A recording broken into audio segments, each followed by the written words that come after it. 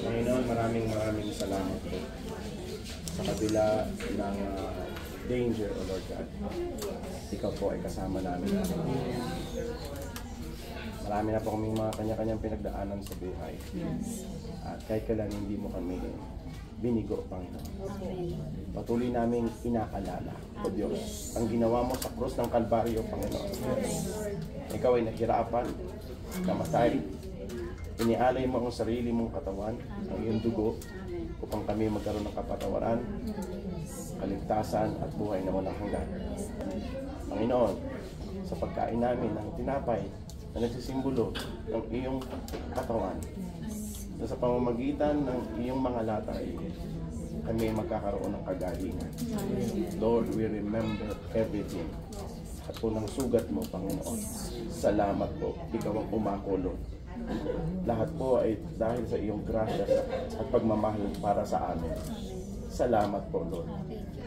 We receive healing, Lord, kapag kinain namin ng tinapay. Salamat sa iyong katawan na iyong inalay para sa amin, O Diyos. Salamat sa iyong pagmamahal, Lord. Be glorified our Lord Jesus. Let us give the bread.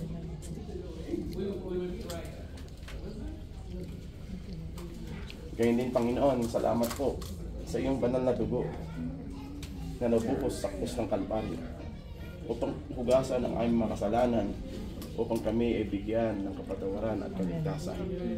Salamat po sa pag kami pinatawad mo sa nakaraang kasalanan, kasulukuyan at sa kinabukasan. Salamat, Lord, kasi pinatunayan mo yung pagmamahal, hindi lang, Panginoon, hindi mo lang sinabi, kundi pinatunayan mo sa yung banal na dugo. Sa pag-inom namin, O Lord God, ng juice na ito, Lord, sumisimbolo ng iyong banal na dugo, tinatanggap namin ang iyong pag-ibig, ang iyong pagliligtas, na kung ano man ang mangyari sa amin, kami po ay magiging kapiling mo, Lord, because ikaw ang kasama namin. Amen. Salamat sa kaligtasan, salamat sa pagmamahal, ikaw ay aming pinupuri, sinasamba at niluluwalhati ang aming Panginoong Jesus. Amen. Let's drink the bread. Thank you, Lord, sa iyong kabutihan, sa iyong pag-ibig. Salamat sa kaligtasan. Sa iyo namin ibinibigay ang papuri at pasasalamat sa pangalan ng aming makapangyarihang Panginoong Jesus. Amen. Let's declare Psalm 91. Let's declare Psalm 91. He who dwells in the secret place of the Most High shall abide under the shadow of the Almighty. I will say of the Lord, He is my refuge and my fortress. My God, in Him I will trust. Surely He shall deliver you from the snare of the fowler and from the perilous pestilence. He shall cover you with His feathers, and under His wings you shall take refuge. His truth shall be your shield and buckler. You shall not be afraid of the terror by night, nor of the arrow that flies by day, nor of the pestilence that walks in darkness, nor of the destruction that lays waste at noonday. 1,000 may fall at your side, and 10,000 at your right hand, but it shall not come near you. Only with your eyes shall you look and see the reward of the wicked. Because you have made the Lord, who is my refuge, even the Most High, your dwelling place. No evil shall befall you, nor shall any plague come near your dwelling.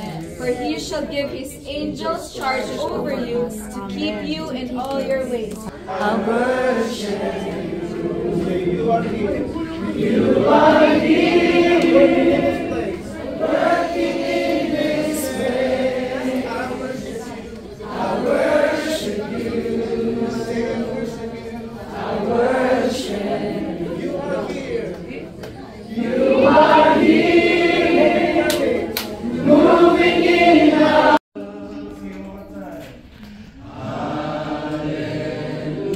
Hallelujah.